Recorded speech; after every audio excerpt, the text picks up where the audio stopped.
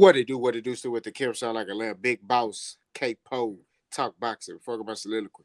Remember, tough times don't last. Good people do. Don't know if yourself. Call them in the fire line. Maybe you matter. Peak game. Peak game. You know the matey foes gonna swing. They twirling. Pause. But anyway, it's clutched up, baby. We clutched up. We clutched up. You know, we talk about that boxing. Before I get to the main outro, the main dish, got to introduce our second host. Future Hall of Fame legend. Salute to all our soldiers. Brother in the hustle, aka Coach B. Let them know how you doing, man. What it is, family. Y'all heard what the time is. We clutched up. We clutched out. Y'all know what we finna talk about. Let's get straight to it. If God woke you up and put breath in your body, everything else is extra. Remember that. Get up, be you, do you, and take care of the fam. Don't let nobody steer you away from that. But with all that being said, I'm gonna pass it back to K Poe. Let's continue the show and let's let them know how we flow. Oh my God, what happened to Virgil? That's what we talking about, Vergil Ortiz, man. So we got all the facts now. Okay. Early on, like I said early on, we thought based off the information was provided that Oscar De La Hoya was kind of blocking the Boots fight, right? Which in a sense he was, right? But Vergil Ortiz went on his own and tried to, make a fight happen. He went behind his promoter's back, and he was trying to sign with Eddie Hearn, and Eddie Hearn was doing some dirty stuff by trying to sign Vergil Ortiz to a 3-fight deal, and one of the fights was being Jerome Bucenis. And maybe if he would have won, maybe it would have been a rematch. But now Oscar De La Hoya, he's tired of it. He went to the court. Judge in Nevada says that basically Vergil Ortiz cannot negotiate with any outside promoters. And Oscar De La Hoya was celebrating that. And he says, man, basically, you finna be on the shelf, right? Think about Mikey Garcia. Now, coach, if you don't remember Mikey Garcia, I want to say when he was on the top rank. He was trying to get out his deal. He was on the shelf for years. Andre Ward, I forgot what promoter he was with, but he was on the shelf for years. And then he signed with Rock Nation and was able to get, a couple of Kovalev fights and, and kind of sail off in the sunset. So, Coach, how do you feel about Vergil Ortiz and this whole debacle about him going behind his promoter's back, trying to make this Jerome Bucenis fight? Was it right for him to do that? Or do you feel like he should have kept his promoter in the loop and still tried to make this fight happen? Let me know something. Straight up and down, no side effects. This is a lose-lose situation for both sides of the party. Vergil Ortiz is wrong on his behalf, and from a promotional standpoint, the promotional company is wrong from a certain standpoint. Because when you choose to take on the fighter as a promoter, and as a fighter, when you choose to pick your promoter, y'all should enter in with a wholeheartedly 100% agreed deal all the way through, whether it's a fight deal, a year deal, et cetera, et cetera, et cetera. It should be a clear understanding of what should be going on. It in my opinion, in my eyes, this seems like on the promoter side of the situation, it seems like maybe the promotional company was being greedy. They were trying to get top end money off the back end of what Vergil Ortiz was going to make off the Jerome Boots in his fight. Pause, no freak is in full effect after that. So, to make a long story short, I feel like this is another classic Oscar De La Hoya situation where maybe he's being too selfish, and this is a lot of the reason why certain fighters that have been under Oscar De La Hoya and Golden Boy Promotions have moved on to do their own thing, i.e., big names like Canelo.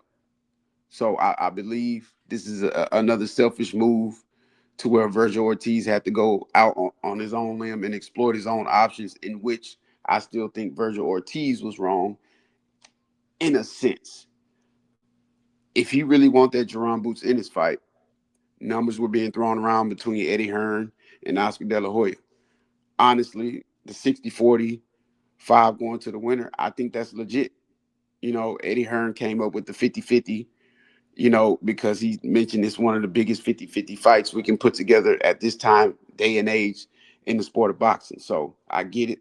The numbers make sense to me. We don't know too much about what Boots would do in the ring on the next level. We don't know too much what Vergil Ortiz would do in the ring with the boots in it. So the 50-50 made sense, but the 60-45 made sense as well. So with that being said, like I say, it's just a big debacle. Promoter, fighter need to be on the same page. I put blame on both sides of the party. Vergil Ortiz, if you really wanted this Jerron Boots in his fight, from my understanding at this point, now that everything is coming out because there's litigation is being put forth in the courtroom, now it seems like you actually were the duck in the situation because it was put on the table. It was presented to you. Boots Ennis did somewhat agree. Boots Ennis never said no to any of those numbers. It was more on the promoter stand from Eddie Hearn and De La Hoya to get this fight done. And it seemed like maybe De La Hoya was trying to skim off the top, or maybe Eddie Hearn was trying to skim off the top. We don't know the whole story. This is all alleged, but at the same time, wrong for Vergil Ortiz, wrong for Oscar De La Hoya. If this fight was going to be made, it should have been made quite some time ago, and it should have been made the right way.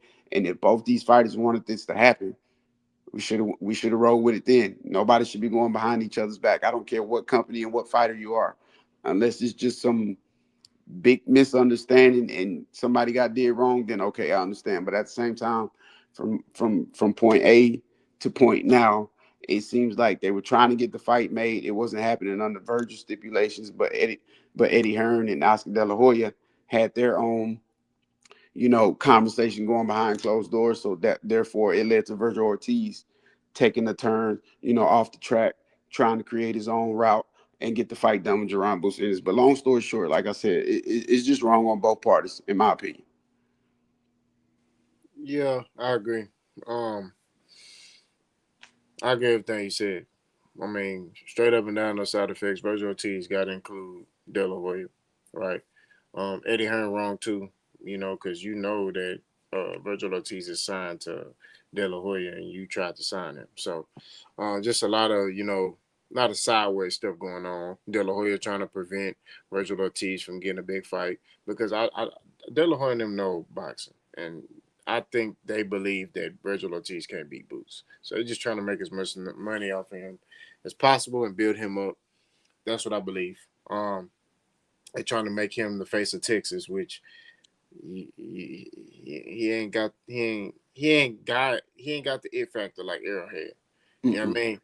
I mean? He ain't got that charisma like the Charlos had. Like everybody don't like the Charlos, but the Charlos in boxing, like they them dudes, bro, in boxing. They gonna sell, man, and that's just what it is. Vergil Ortiz don't have that.